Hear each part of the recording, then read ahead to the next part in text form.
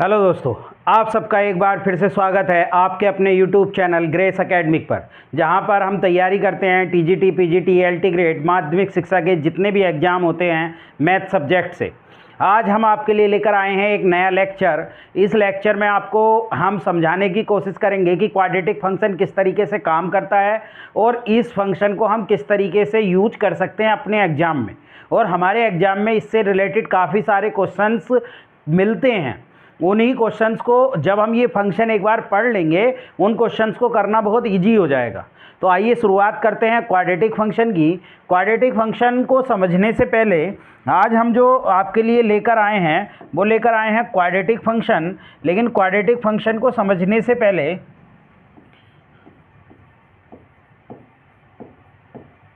Quadratic function हमें parabola को समझना होगा। थोड़ा सा अगर मैं पैराबोला पर चर्चा कर लूँ, क्योंकि क्वाड्रेटिक फंक्शन क्या रिप्रेजेंट करता है, एक पैराबोला को रिप्रेजेंट करता है।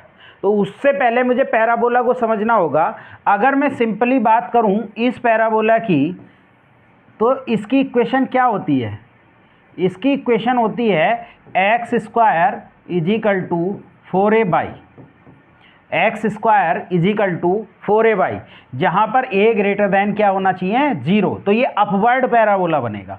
कैसा बनेगा? Upward parabola. इसके बाद इसके क्या वर्टेक्स होते हैं, इसके क्या फोकस होते हैं, इसकी क्या डायरेक्ट्रिक्स होती है और इसकी क्या एक्सिस होती है, इस पर चर्चा करते हैं। तो इसके वर्टेक्स ये होते हैं, अगर हम इसे ओरिजिन मान लें, ये ओरिजिन हो गया, ये एक्स एक्सिस है और ये आपकी क्या है?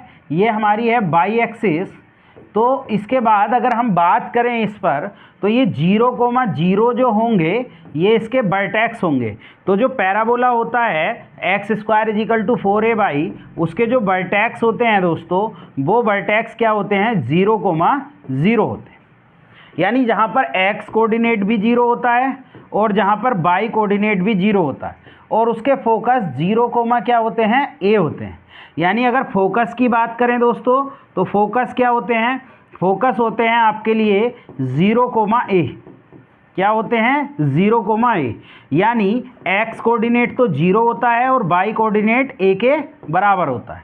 इसके बाद इसकी डायरेक्ट्रिक्स की बात करें, तो ये डायरेक्ट्रिक्स होती है इसकी नियता, जिसे कहते हैं डायरेक्ट्रिक्स।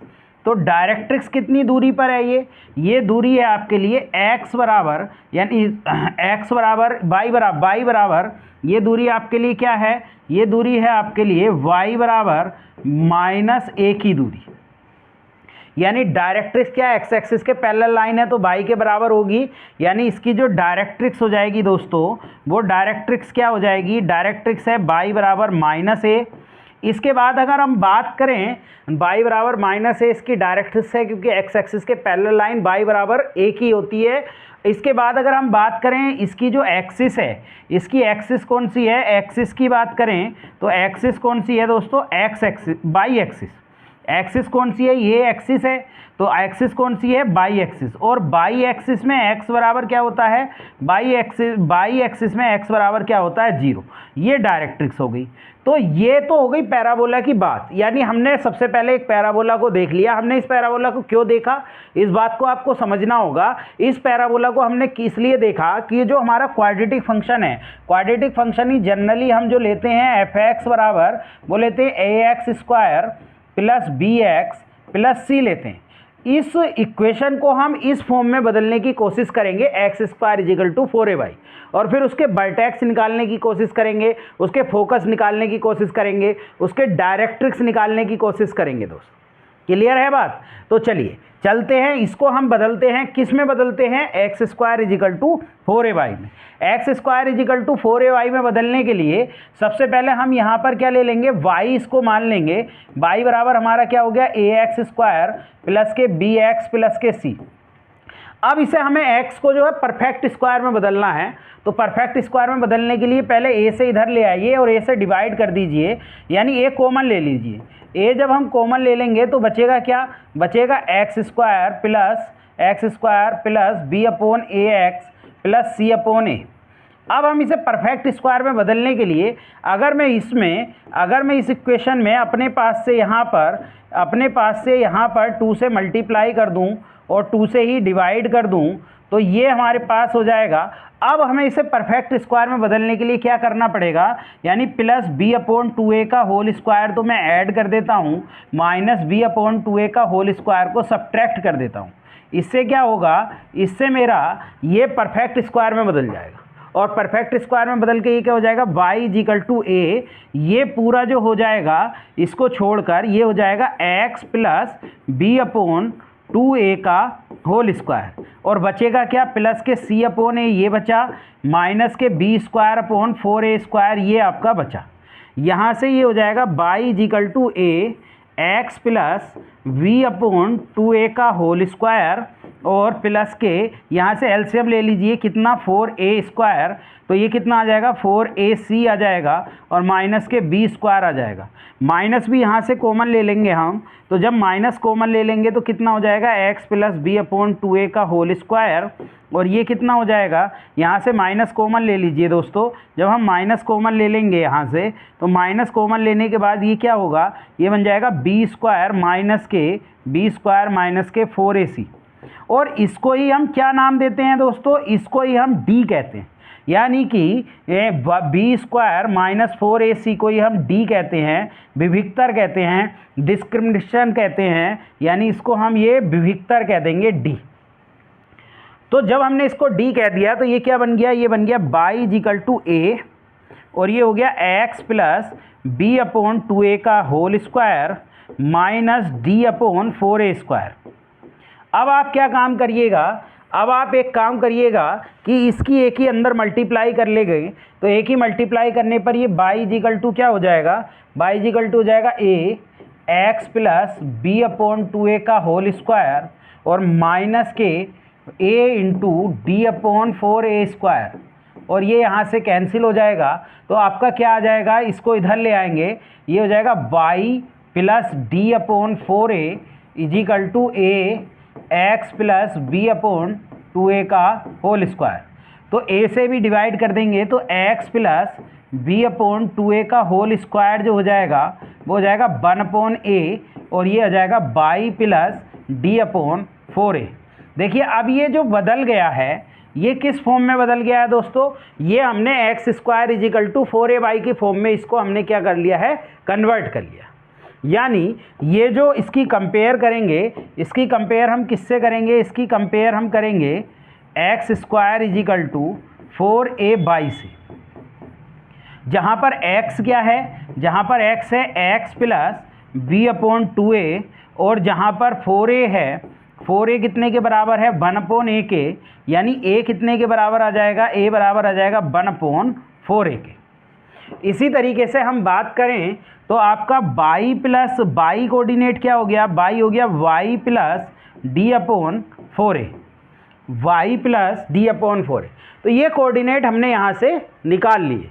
यानी हमने क्या काम करा, हमने सबसे पहले एक क्वाड्रेटिक फंक्शन लिया और उस क्वाड्रेटिक फंक्शन को हमने x² = 4ay की फॉर्म में कन्वर्ट कर लिया और कन्वर्ट करके हमने जो पैराबोला बनाया था उस पैराबोला से इसकी क्या कर दी है, कंपेयर कर दी है।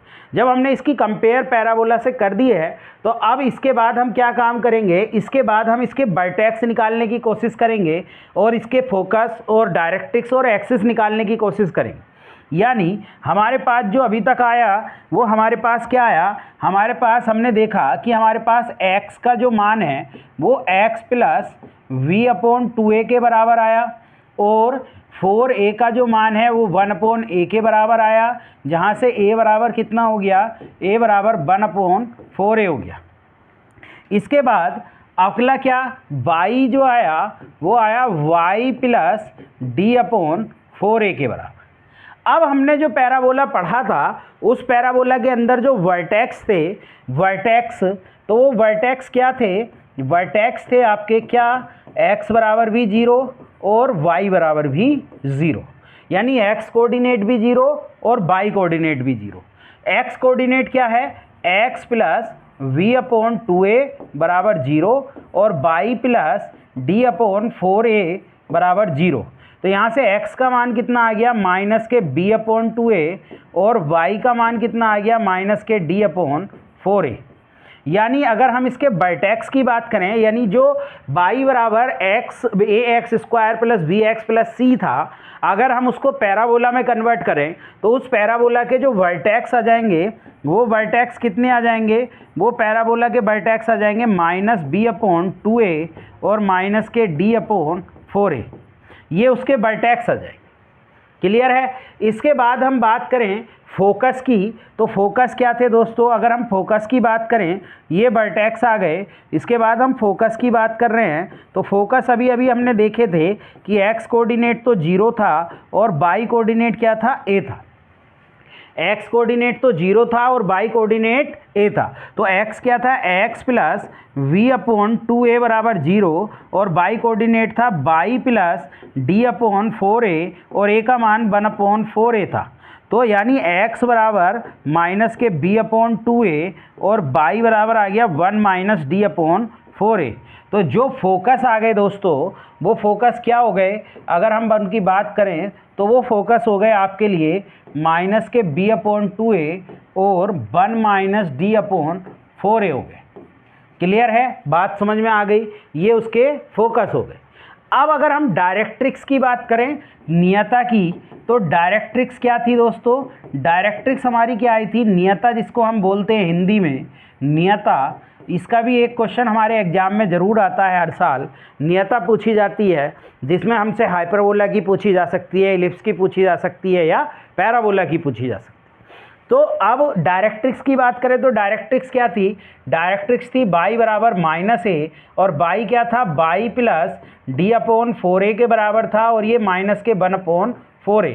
तो y बराबर कितना आ जाएगा, -1 माइनस के d/4a। ये नियता हो जाएगी। यानी जब हम ax square plus bx plus c function को, क्वाड्रेटिक फंक्शन को किस में कन्वर्ट करेंगे दोस्तों, पैराबोला कन्वर्ट करेंगे, तो उसकी नियता जो है वो ये आएगी।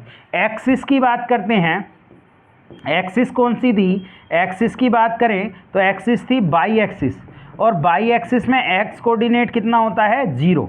तो x क्या था, x coordinate x plus b/2a बराबर 0 था। तो x बराबर कितना आया, माइनस के b/2a। यानी ये हमारी क्या आ गई, एक्सिस आ गई। तो जो हमने लिखा था क्वाड्रेटिक फंक्शन, जो हमने क्वाड्रेटिक फंक्शन दोस्तों क्या लिखा था, वो लिखा था f(x) बराबर ax square plus bx plus c। तो वो एक पैराबोला को रिप्रेजेंट करेगा, वो एक पैराबोला को रिप्रेजेंट करेगा जिस पैराबोला के वर्टेक्स क्या होंगे, माइनस b/2a होंगे और माइनस के d/4a होंगे और जिसकी एक्सिस जो है वो ये होगी। यानी उसकी एक्सिस क्या थी, एक्सिस होगी x बराबर माइनस के b/2a। और अगर बात करें उसके जो डायरेक्ट्रिक्स होगी, वो डायरेक्ट्रिक्स ये होगी, वो डायरेक्ट्रिक्स क्या हो जाएगी, y बराबर 1 माइनस d/4a। और जिसके फोकस की बात करें तो फोकस हो जाएंगे माइनस b/2a 1 माइनस d/4a, ये हो जाएगा। क्लियर है। और एक्सिस, ये सारी चीज़ें आपको समझ में आ गई होंगी। यानी अगर ये जो आपके लिए क्या है क्वाड्रेटिक फंक्शन, ये किसी पैराबोला को रिप्रेजेंट करे तो उस पैराबोला के जो वर्टेक्स आएंगे वो माइनस b/2a माइनस d/4a आएंगे और जो एक्सिस आएगी वो x बराबर माइनस b/2a आएगी और जो फोकस होंगे ये फोकस हो जाएंगे, ये आपकी क्या हो जाएगी, वर्टेक्स हो जाएंगे, वर्टेक्स हो जाएंगे। तो ये एक्सिस। क्लियर है, बात समझ में आ गई। तो ये चीज़ आपको क्लियरली समझ में आ गई। अब हम बात करते हैं इसके बारे में कि दो तरीके के पैराबोला ये बनते हैं और वो दो तरीके के पैराबोला कौन से होते हैं, एक अपवर्ड होता है, एक डाउनवर्ड होता है। इस केस में तो अपवर्ड कब बनता है और डाउनवर्ड कब बनता है, इस बात को हमें समझना होगा। देखिए फॉर अपवर्ड पैराबोला के लिए, फॉर अपवर्ड पैराबोला के लिए, फॉर अपवर्ड पैराबोला,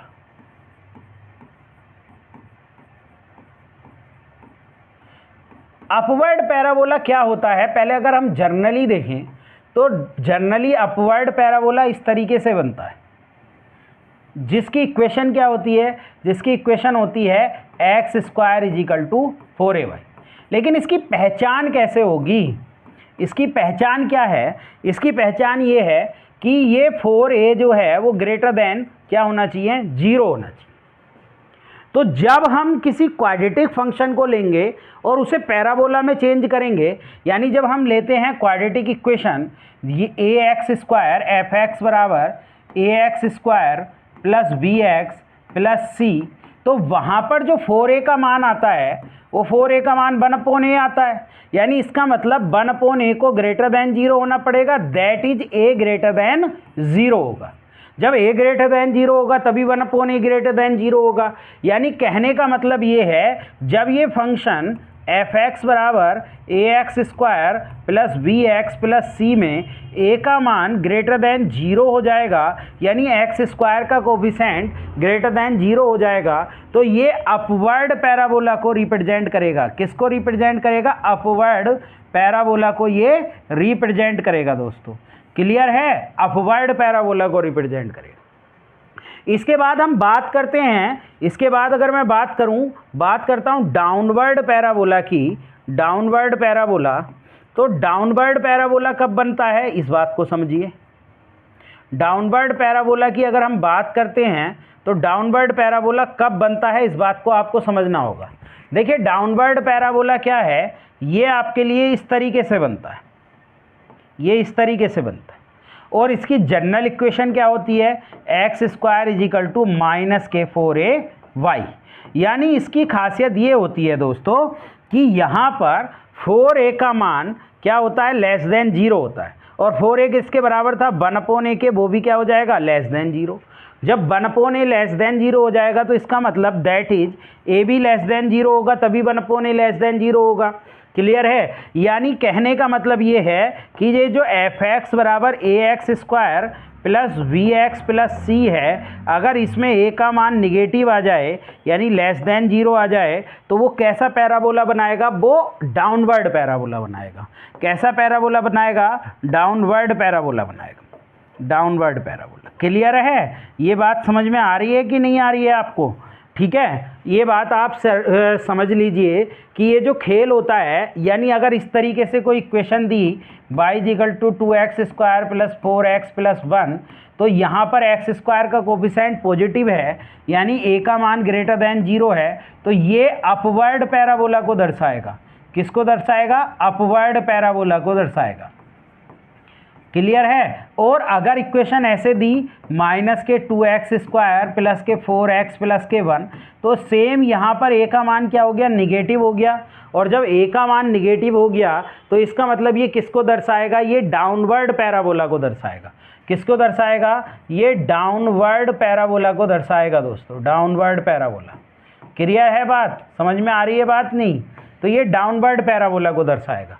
तो हमें एक्स स्क्वायर के कोफिशिएंट को देखना है कि एक्स स्क्वायर का कोफिशिएंट क्या है। अगर एक्स स्क्वायर का कोफिशिएंट निगेटिव है तो इसका मतलब डाउनवर्ड पैराबोला, और अगर एक्स स्क्वायर का कोफिशिएंट पॉजिटिव है तो इसका मतलब अपवर्ड पैराबोला। क्लियर? ये बात समझ में आ गई होगी। अब जरा थोड़ी सी इसकी प्रॉपर्टी पर बात कर लेते हैं, और प्रॉपर्टी के बाद कुछ और चीज़ों पर मैं यहाँ पर बात करना चाहूँगा, उसको भी हम आगे बढ़ाते हैं। चलिए चलते हैं आगे। अगर मैं बात करूँ, ये जो क्वाड्रेटिक फंक्शन आपने देखा, आपने जो देखा क्वाड्रेटिक फंक्शन, इस क्वाड्रेटिक फंक्शन में हमने क्या देखा? हमने देखा कि ये क्वाड्रेटिक फंक्शन एक पैराबोला को रिप्रेजेंट कर रहा है। माना एफ एक्स बराबर, अगर आपके पास A X square plus B X plus C है और a का मान ग्रेटर देन 0 है, तो इसका मतलब ये अपवर्ड पैराबोला बना। और अपवर्ड पैराबोला बना तो इसके जो वर्टेक्स हो गए वो माइनस के b/2a और माइनस के d/4a हो गए। क्लियर है बात? इतनी बात समझ में आ गई। जब हम इसकी प्रॉपर्टी लिखते हैं तो सबसे पहले हम 1-1 चेक करते हैं दोस्तों। अब 1-1 कैसे चेक करेंगे? 1-1 चेक करने के लिए मैंने बताया था कि एक्स एक्सिस के पैरेलल लाइन खींचते हैं।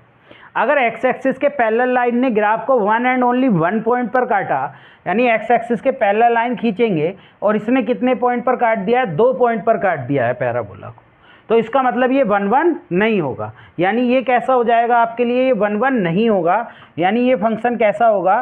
नॉट 1-1 फंक्शन होगा, नॉट 1-1 फंक्शन होगा। और इस नॉट 1-1 फंक्शन को हम क्या कह सकते हैं? हम मैनी वन भी कह सकते हैं दोस्तों। क्या कह सकते हैं, मैनी वन भी कह सकते हैं। आगे ऑन्टो भी नहीं होगा क्योंकि ये बाई एक्सिस में पूरा फैला हुआ नहीं है। बाई एक्सिस तो यहाँ माइनस इन्फिनिटी तक, इन्फिनिटी ये माइनस इन्फिनिटी प्लस, तो ये नीचे नहीं है। कहाँ तक फैला हुआ है ये माइनस के d/4a तक ही है, इससे नीचे की तरफ नहीं है। यानी बाई कोऑर्डिनेट जो हैं वो इसका क्या है, वो बाई कोऑर्डिनेट माइनस के d/4a है। तो इसका मतलब ये नॉट ऑन्टो फंक्शन भी हो गया। यानी ये नॉट ऑन्टो फंक्शन होता है। जब भी क्वाड्रेटिक फंक्शन मिल जाएगा देखने के लिए तो उसे नॉट ऑन्टो फंक्शन कहेंगे। और नॉट ऑन्टो फंक्शन मतलब इनटू फंक्शन वो हो जाएगा। इसके बाद ये फंक्शन की डोमेन की बात करें तो डोमेन हम इसका देखें दोस्तों, तो इसके डोमेन की एक खासियत ये है कि ये इसका जो डोमेन है ये एक्स एक्सिस में जो फैलाव है ये पूरा फैलेगा। ऐसे ही आगे इधर को निकल जाएगा, ऐसे ही आगे इधर को निकल जाएगा। यानी एक्स की हर एक वैल्यू रियल वैल्यू इसमें एग्जिस्ट करती है। एक्स की कोई भी रियल वैल्यू आप इसमें रख सकते हैं। तो आपका जो डोमेन हो जाएगा वो डोमेन क्या हो जाएगा आपके लिए, माइनस इन्फिनिटी से इन्फिनिटी, यानी पूरा का पूरा क्या हो जाएगा दोस्तों, रियल हो जाएगा। इसके बाद अगर हम इसकी रेंज की बात करें तो रेंज क्या होती है, रेंज होती है बाई एक्सिस में फैलाव।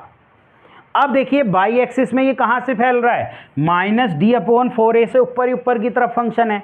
तो इसका जो रेंज हो जाएगी माइनस d/4a से लेकर ऊपर इन्फिनिटी तक। क्लियर है बात, ये बात आपको समझ में आ गई। एक चीज़ और जो बहुत इंपॉर्टेंट है यहाँ वो आपको समझनी है, और वो बहुत इंपॉर्टेंट चीज़ क्या है दोस्तों, वो है ये फंक्शन मिनिमम होगा। और ये फंक्शन मिनिमम कहाँ होगा, यानी क्वेश्चन ऐसे पूछा जाता है कि ये फंक्शन मिनिमम कहाँ होगा, तो ये फंक्शन मिनिमम होगा माइनस के d/4a पर। इसकी मिनिमम वैल्यू भी पूछी जाती है। क्वाड्रेटिक फंक्शन दे देगा और पूछेगा मिनिमम, या रेंज भी पूछेगा, तो हमेशा इस फॉर्मूले का यूज करेंगे जब a ग्रेटर दैन 0 होगा और a लेस देन 0 होगा तो डाउनवर्ड पैराबोला बन जाएगा। तो उसके लिए भी आप बात करते हैं। तो फंक्शन की जो सबसे मिनिमम वैल्यू होगी वो सबसे मिनिमम वैल्यू माइनस के d/4a होगी। d आप जानते ही हैं, d आपका विविक्तर है b² - 4ac, यानी d का मान कितना है, b² - 4ac। क्लियर है बात दोस्तों, ये बात आपको अच्छे से समझ में आ गई होगी। अब आगे बढ़ते हैं। ये फंक्शन कंटिन्यूस है, और दूसरी बात कहीं कस्प कॉर्नर नोड नहीं बन रहा तो डिफरेंशिएबल भी है। ये सारी प्रॉपर्टी मैं बता चुका हूँ, इसको आप एक बार देख लीजिए। दूसरी बात, ये इवन में भी गिना जाता है क्योंकि ये अबाउट बाई एक्सिस के अबाउट कहीं ना कहीं सिमेट्री बनती है।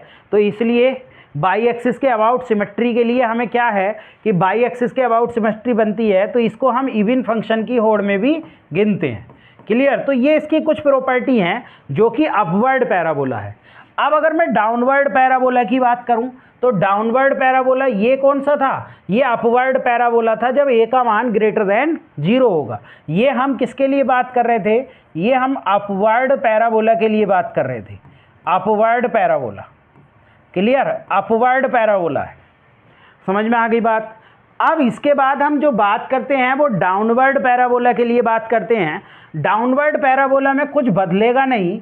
डाउनवर्ड पैराबोला क्या होगा, डाउनवर्ड पैराबोला जब होगा जब a का मान क्या हो जाएगा दोस्तों, डाउनवर्ड पैराबोला कब होगा, ये जो फंक्शन है f(x = ax² + bx + c), इसमें डाउनवर्ड पैराबोला जब होगा जब a का मान लेस देन क्या हो जाएगा, 0 हो जाएगा। जब a का मान लेस देन 0 हो जाएगा तो इसका मतलब ये डाउनवर्ड पैराबोला को शो करेगा। और डाउनवर्ड पैराबोला को शो करेगा तो इसकी जो इमेज है वो किस तरीके से दोस्तों बनेगी, इस बात को आप समझ लीजिए। इसकी जो इमेज है, इसकी इमेज किस तरीके से आपके लिए बनेगी, इस बात को आप समझ लीजिए। इसकी इमेज डाउनवर्ड पैराबोला की कुछ इस तरीके से आपकी बनेगी। और ये जो कोऑर्डिनेट हैं ये यही रहेंगे, माइनस के b/2a और माइनस के d/4a। तो इसमें क्या हो जाएगा, इसमें हम बात करें कुछ नहीं बदलेगा। नोट 1 ये भी रहेगा, नोट 1 ये भी रहेगा। दूसरी बात अगर हम इसकी बात करेंगे नोट ऑन्टो ये भी रहेगा, कुछ नहीं बदलेगा। बदलेगा क्या, मैं अभी बताता हूँ। इसकी रेंज बदलेगी। अगर हम डोमेन की बात करें तो डोमेन इसका भी वही रहेगा, माइनस इन्फिनिटी से इन्फिनिटी, लेकिन बदल क्या जाएगी, रेंज। अब इसकी रेंज जो हो जाएगी दोस्तों, इधर माइनस इन्फिनिटी से जा रही है और यहाँ माइनस के d/4a तक जाएगी। तो इसकी जो रेंज हो जाएगी दोस्तों वो -∞ से -d/4a तक हो जाएगी। क्लियर, ये बदलेगा। और अब फंक्शन जो मिनिमम हो रहा था, जो फंक्शन मेरा मिनिमम हो रहा था, वो अब फंक्शन क्या हो जाएगा, वो फंक्शन आपका मैक्सिमम हो जाएगा इस वैल्यू पर, यानी कि -d/4a पर अब फंक्शन मेरा कैसा हो जाएगा, मैक्सिमम हो जाएगा। क्लियर है, मैक्सिमम हो जाएगा। दूसरी बात, अगर हम बात करें कंटिन्यूस, ये भी होगा, डिफरेंशिएबल भी होगा, और ये इवन की दौड़ में आ जाएगा, इवन की दौड़ में भी ये आ जाएगा। तो ये डाउनवर्ड पैराबोला और अपवर्ड पैराबोला के बारे में हमने सारी जानकारी जुटाई जो हमारे बहुत काम आने वाली है जब हम क्वेश्चंस करेंगे। क्लियर, हमें पता होगा कि पैराबोला कैसे बनेगा और किस तरीके से हम उसको बना सकते हैं, तो बनाने में कोई भी दिक्कत हमको नहीं होगी। इसके बाद हम बात करते हैं इसके केसेस के ऊपर। केस होते हैं इसके 3, हमने हाई स्कूल लेवल से पढ़ा है। एक होता है d<0 पर इसके रियल रूट होते हैं, तो उसको भी हम देखेंगे कैसे इसके रियल रूट होते हैं। d=0 पर इसके रूट रियल एंड इक्वल होते हैं, तो वो क्यों होते हैं। दूसरा हम बात करेंगे कि इसके जो रूट हैं वो d<0 पर कैसे होते हैं, इमेजनरी होते हैं, तो उस पर भी चर्चा करेंगे। यानी अभी अभी हमने देखा कि ये जो क्वाड्रेटिक फंक्शन है, जो हमारा क्वाड्रेटिक फंक्शन है दोस्तों, जो हमारा ये क्वाड्रेटिक फंक्शन है आपके लिए, अगर आप इसको समझ जाओगे ना ठीक से क्वाड्रेटिक फंक्शन को, तो ये आपके बहुत काम आने वाला है। ये आपके कई क्वेश्चनों पर डायरेक्ट इफेक्ट डालेगा। तो इसको ठीक से पढ़ लीजिए। मैं आपको वीडियो प्रोवाइड करा रहा हूँ, ये जो जितनी भी वीडियो मैं प्रोवाइड करा रहा हूँ आपको, ये बहुत ही ठोस वीडियो है। आपको फंक्शन कभी किसी ने इस तरीके से नहीं पढ़ाया हो, तो इसको आप पढ़िए। पढ़ने के बाद हम आपके लिए क्रैश कोर्स भी लाने वाले हैं जल्दी। उस क्रैश कोर्स के अंदर हम 2 महीने के अंदर अंदर आपको सारे मोस्ट इंपॉर्टेंट क्वेश्चंस कराएंगे।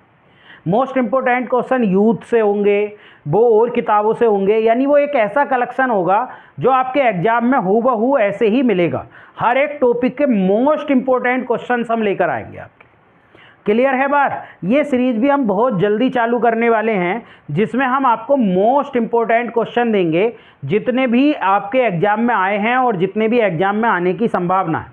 तो हम क्वाड्रेटिक फंक्शन के बारे में बात कर रहे थे कि क्वाड्रेटिक फंक्शन में जब f(x) बराबर क्या होता है, ax² प्लस के vx प्लस c होता है, तो ये एक पैराबोला को रिप्रेजेंट करता है। ये एक पैराबोला को रिप्रेजेंट करता है जिस पैराबोला के वर्टेक्स माइनस के b/2a और माइनस के d/4a होते हैं। क्लियर है, इसके वर्टेक्स ही। तो अब अगर हम बात करें इसमें केस नंबर फर्स्ट, अगर मैं केस नंबर फर्स्ट की बात करूं दोस्तों, तो केस नंबर फर्स्ट है कि अगर मैं d का मान >0 रखूं, यानी d का मान अगर पॉजिटिव आ जाए, तो d का मान पॉजिटिव आने से ये जो y कोऑर्डिनेट है ये निगेटिव हो जाएगा, क्योंकि माइनस पहले से ही लगा है y कोऑर्डिनेट में। तो जब निगेटिव हो जाएगा तो निगेटिव कोऑर्डिनेट कहाँ आते हैं, यहाँ पर ही आते हैं नीचे की तरफ। तो ये x एक्सिस को 2 अलग अलग पॉइंट पर काटेगा, और कोई भी कर्व x एक्सिस को जितने पॉइंट पर काटती है उतने ही उसके रियल रूट होते हैं। क्लियर है। तो अब हम बात करेंगे d>0 रखने पर हमारा क्या होता है, by coordinate of the vertex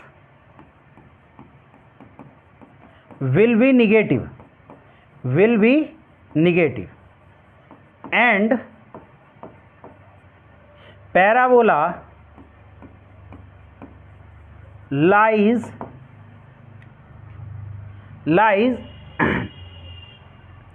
down to the x-axis and cut the x-axis to different point, two distinct point, दो अलग अलग पॉइंट पर काटेगा, alpha and beta. So we can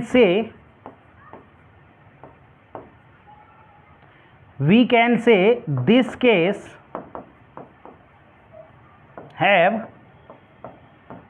two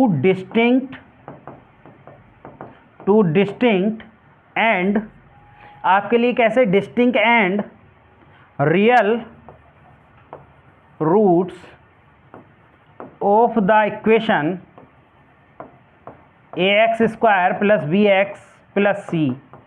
clear है? यानी बाई कोऑर्डिनेट निगेटिव हो जाएगा, और बाई कोऑर्डिनेट निगेटिव हो जाएगा तो वर्टेक्स विल भी निगेटिव हो जाएगा।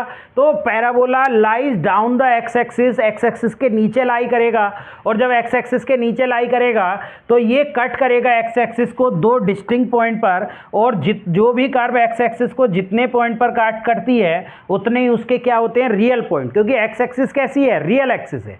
तो इसका मतलब we can say that have two distinct and real root हो जाएंगे, यानी d ग्रेटर देन 0 पर, इसलिए डिस्टिंक्ट और कैसे रूट आते हैं, रियल रूट आते हैं। बात समझ में आ गई? अब केस नंबर सेकेंड की मैं यहां पर बात करूं, केस नंबर सेकेंड में क्या होगा, अगर मैं d बराबर 0 रख दूं तो ये जो y कोऑर्डिनेट है ये 0 हो जाएगा, और बाई कोऑर्डिनेट 0 एक्स एक्सिस पर होता है, तो इसका जो पैराबोला बन जाएगा दोस्तों, वो इसका पैराबोला कुछ इस तरीके से बन जाएगा, यानी माइनस के b/2a और 0, d 0 रखने पर। अब ये जो एक्स एक्सिस है, इसके लिए किसका काम करेगी दोस्तों, एक्स एक्सिस इसके लिए टेंजेंट का काम करेगी। किसका काम करेगी, टेंजेंट का काम करेगी। टेंजेंट हो गई, और टेंजेंट की डेफिनेशन क्या होती है, कौन बताएगा? टेंजेंट की डेफिनेशन क्या होती है? टेंजेंट की डेफिनेशन होती है जब कोई सीकेंट किसी कर्व को दो डिस्टिंक्ट पॉइंट पर काटे और वो दोनों डिस्टिंक्ट पॉइंट आकर एक पॉइंट पर मिल जाएं, यानी वो आकर एक पॉइंट पर मिल जाएं, दोनों डिस्टिंक्ट पॉइंट आते एक पॉइंट पर मिल जाएं, यानी A टेंड्स टू B हो जाए, तो वो टेंजेंट हो जाती है। ये सीकेंट होती है दोस्तों, और ये क्या हो जाती है, टेंजेंट हो जाती है। क्या हो जाती है, टेंजेंट हो जाती है। तो टेंजेंट का मतलब भी क्या है कि वो दो रियल रूट हैं, यानी दो पॉइंट पर वो एक्स एक्सिस को कट कर रही है, लेकिन वो दोनों पॉइंट आके एक जगह पर आकर मिल गए हैं, यानी दोनों बराबर हो गए हैं। मिलेंगे कब, जो दोनों इक्वल हो जाएंगे, और यहाँ पर अक्स इस तरीके से कटते हुए जाएगी अंदर की तरफ से, यानी कोई स्पर्श का कॉन्सेप्ट नहीं होता। स्पर्शी का मतलब होता है one and only one point पर कट करना, वो भी अंदर की ओर से। ये बात क्लियर है? यानी इसमें क्या होगा, by coordinate of the vertex will be 0 and x axis become make a tangent to the parabola।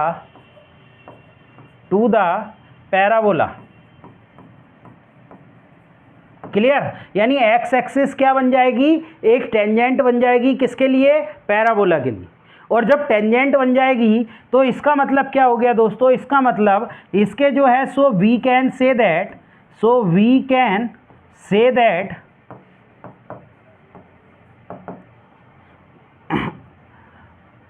To equal and real roots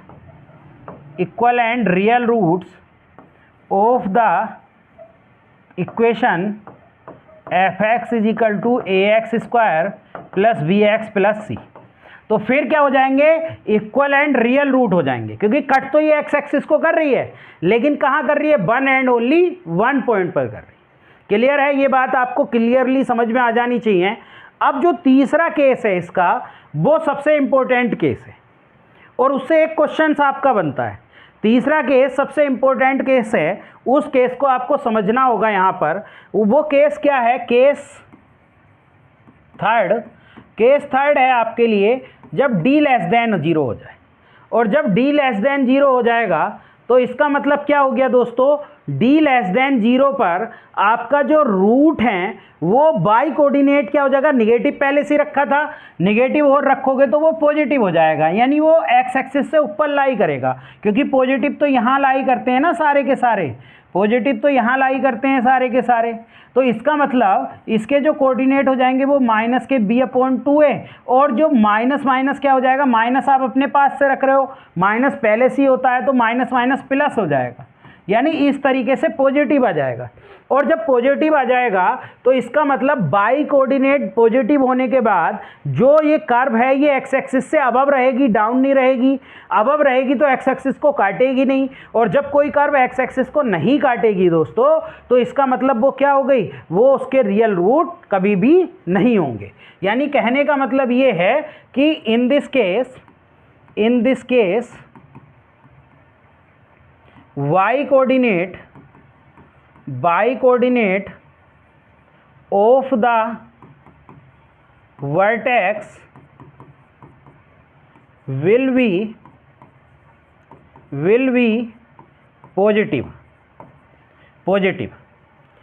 positive and curve of the parabola does not intersect x axis, x axis को intersect नहीं करेगी। So quadratic equation have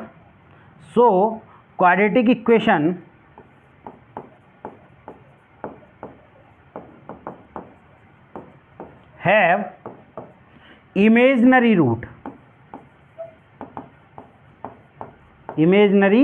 roots, यानी x axis को cut नहीं कर रही तो कैसे रूट हो जाएंगे, इमेजनरी। और इमेजनरी रूट कब होंगे, जब डी का मान लेस देन 0 हो जाएगा। और जब इमेजनरी रूट हो जाएंगे तो इसका मतलब ये जो पूरा फंक्शन आप देख रहे हो, ये मैंने इनइक्वालिटी में बताया था कि ये ग्रेटर देन 0 हो जाता है। तो यानी ax square plus bx plus c इस केस में पूरा ग्रेटर देन 0 हो जाएगा। ये बहुत काम की चीज़ है, यानी पूरे इस केस में ग्रेटर देन 0 हो जाएगा जब d का मान निगेटिव होगा। यानी ये पूरा का पूरा फंक्शन आप देख रहे होगे ये ग्रेटर देन 0 है, 0 से ऊपर की ओर है। इसका मतलब ax square plus bx plus c greater than क्या हो जाएगा दोस्तों, 0 हो जाएगा। और जब ये ग्रेटर देन 0 हो जाएगा तो ग्रेटर देन 0 होने पर क्या होगा दोस्तों, ग्रेटर देन 0 होने पर ये पूरा का पूरा फंक्शन आपके लिए क्या हो जाएगा, ग्रेटर देन 0। तो इससे d लेस देन 0, तो यहाँ से एक केस निकल कर आता है और उससे कुछ क्वेश्चंस बनते हैं। अब वो क्वेश्चन किस तरीके से बनते हैं उस बात को हम देखेंगे। क्वेश्चन किस तरीके से पूछे जाते हैं तो वो हम देखेंगे कि क्वेश्चन क्या क्या बनते हैं यहाँ से। अब हम क्वेश्चंस पर बात करते हैं। जैसे एक क्वेश्चन है, हमसे पूछा गया, मैं क्वेश्चन नोट करता हूँ, आप समझिए किस तरीके से इसका क्वेश्चन बनेगा। जैसे हमसे एक क्वेश्चन पूछा गया कि the range of value of alpha for विच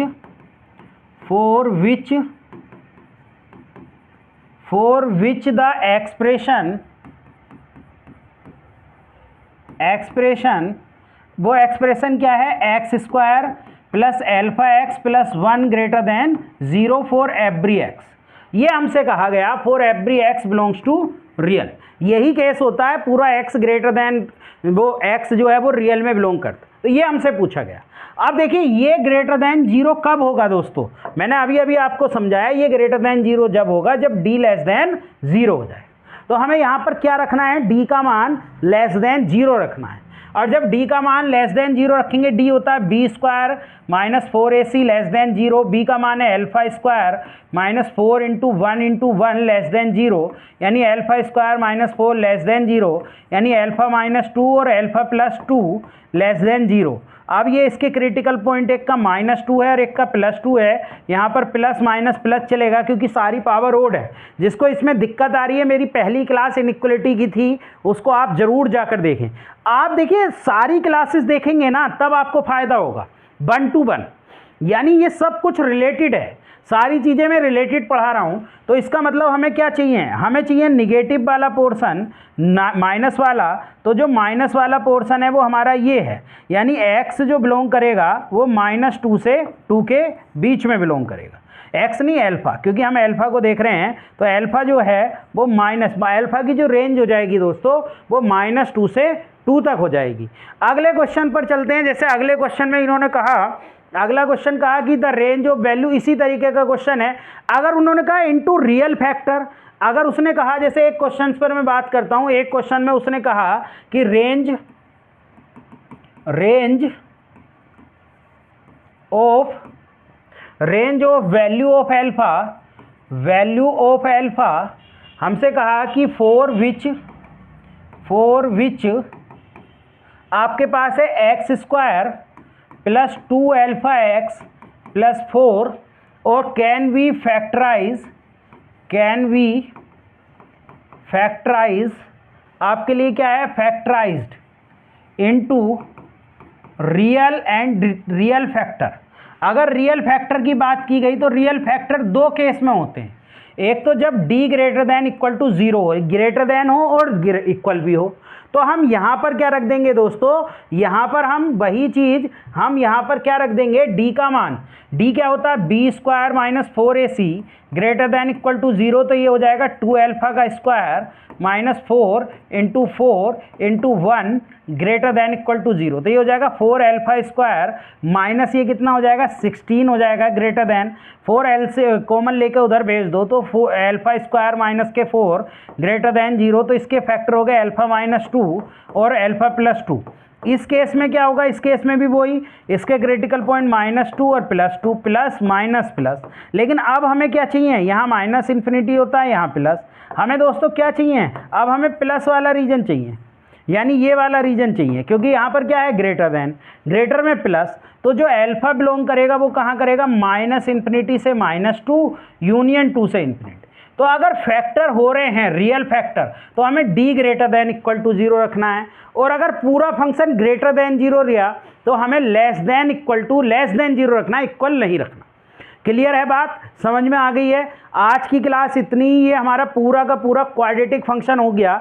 अगली क्लास में मैं आपके लिए और कुछ नया लेकर आऊँगा। जल्दी हम एक क्रैश कोर्स शुरू करने वाले हैं। क्रैश कोर्स के अंदर भी हम सारी चीज़ों को कवर करेंगे, यानी हर एक टॉपिक के जो मोस्ट इंपॉर्टेंट क्वेश्चन है दोस्तों उसको हम कवर करेंगे। आज की क्लास इतनी, ये क्लास आप देखिए और हमारे चैनल को सब्सक्राइब कीजिए, लाइक कीजिए, कमेंट कीजिए। इसी तरीके से हमारा हौसला आप बढ़ाए रखिए और हम नए नए कॉन्सेप्ट पर वीडियो आपके लिए लाते रहेंगे। Thank you for watching.